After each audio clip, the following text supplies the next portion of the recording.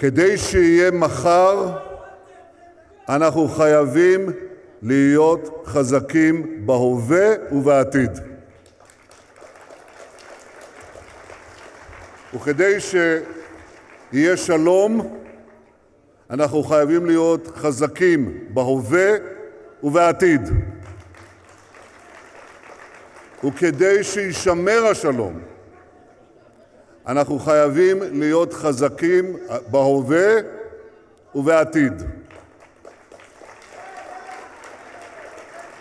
כי הסדר שלום שבו אנחנו נתפשר על הביטחון לא יחזיק מעמד, ואני לעולם לא אתפשר על ביטחון מדינת ישראל ואזרחיה.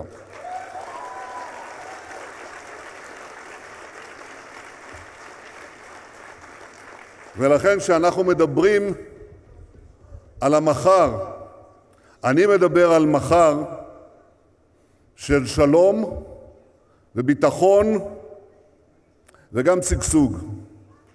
עכשיו אני אתחיל בביטחון. You following this translation? I want to talk about peace.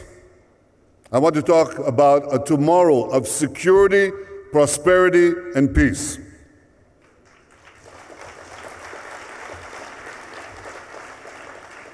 So first, security. We face great challenges. From Morocco to Pakistan, there is an earthquake. It's changing the face not only of North Africa and the Middle East, it's changing the face of the world. It's unprecedented. It's turmoil. And it's unclear.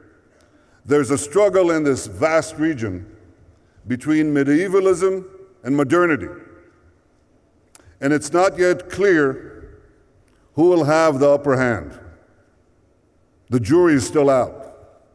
Now, I'm convinced ultimately that the forces of modernity, of freedom, of information, of education, that these forces will ultimately win out. But ultimately is not good enough for the Jewish people.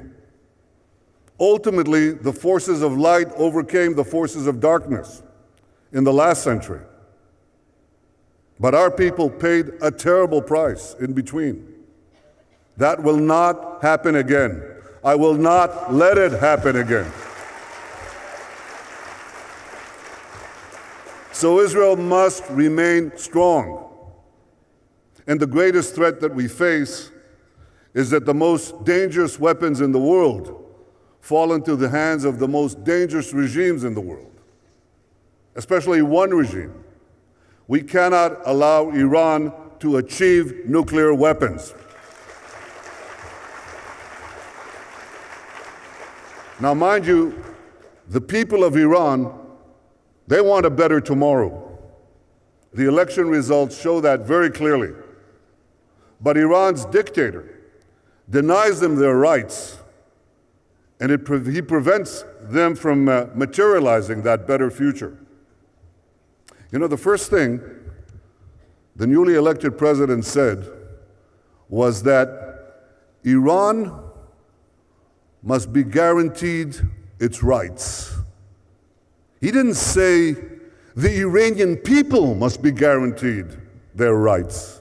He said Iran must be guaranteed its rights. And the right that Iran stresses that it must have a guarantee on is to develop nuclear weapons. This is what this regime is about. So we may be seeing a change in style, but not a change in substance. In fact, the president-elect is the author of a doctrine that I call talk and enrich nuclear material. You smile, you talk, and you move forward towards a bomb. He takes great pride in the fact that when he was Iran's nuclear negotiator, that's exactly what he did for many years. He criticizes the past president for not engaging in this tactic to achieve the unchanging and fixed strategy of arming Iran with nuclear weapons. We cannot allow the Iranian regime to play that game. Now, there's a critical test, and the test is not what they say, but what they do. And what they have to do is to abide by the international demands, stop all enrichment at all levels, remove the nuclear material that's already been enriched, and shut down the illicit nuclear facilities. I say to the international community, keep up the pressure. Keep up the pressure and keep to those demands.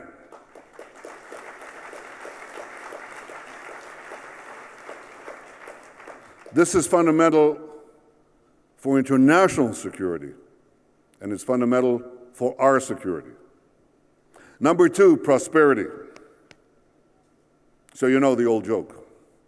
How do you make a small fortune in Israel? Start with a big fortune. No longer true.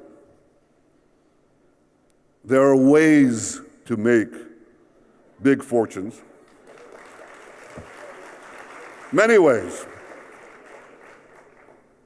And in Israel, we've shot ahead. 10 years ago, I was the finance minister. Our GDP per capita was about 2/3 of the leading European countries. Today, we've passed the Mediterranean tier of countries. We have $32,000 per capita income. Too low for me. And I said we'd get there, and people said, no, that's a fantasy. We grew at 5% a year because we instituted these reforms of a market economy and competition and enterprise and innovation. Those are abundantly available in our people. And what began in the 1980s with reforms to import into our markets continued in many other reforms that made our per capita income shoot forward. And this gives us the money to improve our education and our health system and our roads and our railroads. We once had the economy of a developing country. Remember that? Just a few years ago, Israel was an emerging market. We've emerged. We're a developed country. We're one of the most advanced technological countries on earth. So today, we lead the OECD, the club of advanced economies. We lead the OECD in sustained economic growth. And we did this through the innovation of our people, by opening up our economy to competition, to enterprise, to the genius of our people. Now, all of this must continue. We have to sustain, in this decade, the same 4 to 5% growth rate that we just had in the last 10 years. How do you do that? It gets harder. As you get higher and higher in your income level, it gets harder and harder to sustain such growth, but it is possible, and we're going to do it. We're going to do it first by continuing domestic reforms. You're very lucky if you have an inefficient bureaucracy. You're surprised. No, you see, an inefficient bureaucracy is like a boot, a heavy boot on a coiled spring.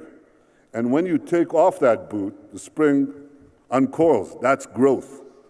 And so we're going to institute those remaining reforms we need to modernize the Israeli economy. And one of the first thing we're going to do is to modernize our inefficient ports and open them up to competition. We're going to change that. And that change will affect the quality of life and the cost of living of all Israelis, because just about everything you see, this lamp, this piece of wood, well, not everything. Just about everything you see goes through these ports. 90% of our GDP goes through the ports, either as imports or exports, and we will make it cheaper and more available. Secondly, we're going to open up new markets. I was recently in China. We just need a tiny sliver of a huge market. And we're going to open markets in Asia and Latin America and elsewhere. When I was in China, what interested the leaders of China with whom I spoke were three things: Israeli technology, Israeli technology, and Israeli technology. I was in Poland and I spoke to their prime minister, and he was interested, amazingly, in three things: Israeli technology, Israeli technology, Israeli technology. And recently I met President Santos, the president of Colombia, and he was interested in three things.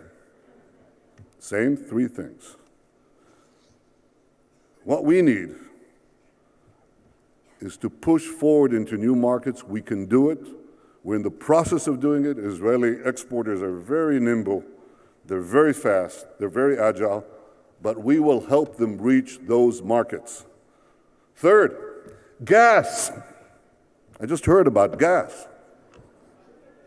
Well, it turns out that Moses wasn't such a bad navigator after all. He came to the land of milk and honey and gas.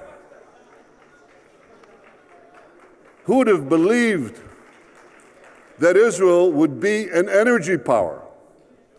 We're lucky enough not to have discovered gas in our first 65 years or 60 years because we could rely on our wits, on our ingenuity.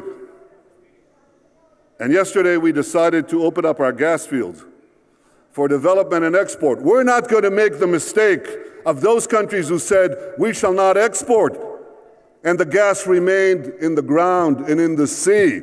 We're going to develop the gas for our internal market, and we're going to fill up the coffers of the state with what we bring from exports for the benefit of all Israelis. Fourth, infrastructure. We're developing new fast roads and rail links to make our country smaller, well, faster. It's small enough. But it's about time that we did in Israel what the United States did in the 19th century: connect the two ends with one unified rail system and one unified road system. That the United States did in the 20th century. My goal and my dream is to eliminate this concept of a periphery. What does it mean to have a periphery in a country the size of New Jersey? We'll have a unified country, a connected country. And young people will be able to afford housing because we'll open up the Galilee and the Negev, and you can drive for 45 minutes and get to any place of employment. And fifth, information technology. Because what is important is not just the fact that we can drive on roads or go on rail. It's the information highway. And we have brilliant people. We're improving our education and our science and our technology. But I want every child in what we still call development towns, and they'll be developed just like the country developed, every child, every young boy, every young girl, every Arab kid in a village, everyone, to be connected to this information network of fast fiber. We're going to do it. We decided to do it, and we're going to do it, and it will change the face of Israeli society. It will give everyone an equal opportunity to partake in tomorrow, today.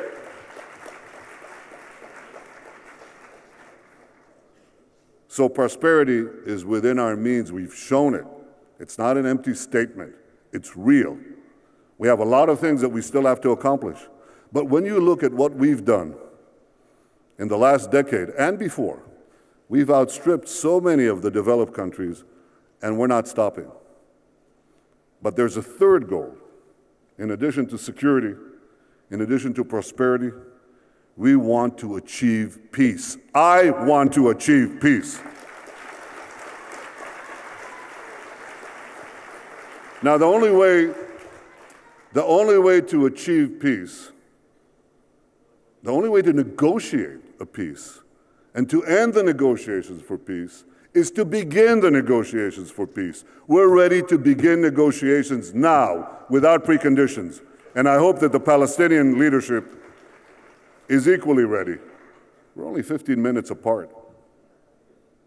Well, with a police escort, you could do it faster. But that's the distance from Ramallah to Jerusalem. There's no reason on earth we shouldn't negotiate. And we give Secretary Kerry all the support for his important effort, and I hope he succeeds, because we want to succeed. But I'll say one thing about peace. I think the reason there is no peace has to be addressed, not in opening the negotiations, because I put no conditions and no requirements on entering the negotiations. But in order to end the negotiations successfully, we must address the question of why we've been unavailable, why we've been unsuccessful in getting peace. Why have successive governments, 6 prime ministers since Oslo, and before Oslo, have not been able to achieve peace with the Palestinians? I think it must be understood that this conflict predates 1967 by almost half a century. By almost half a century. It predates the settlements, although that's an issue that will have to be discussed and resolved.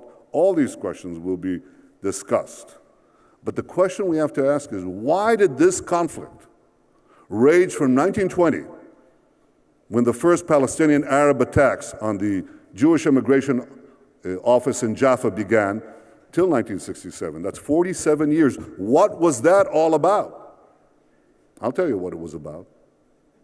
It was the fervent opposition to a Jewish state in any boundary. It didn't even exist.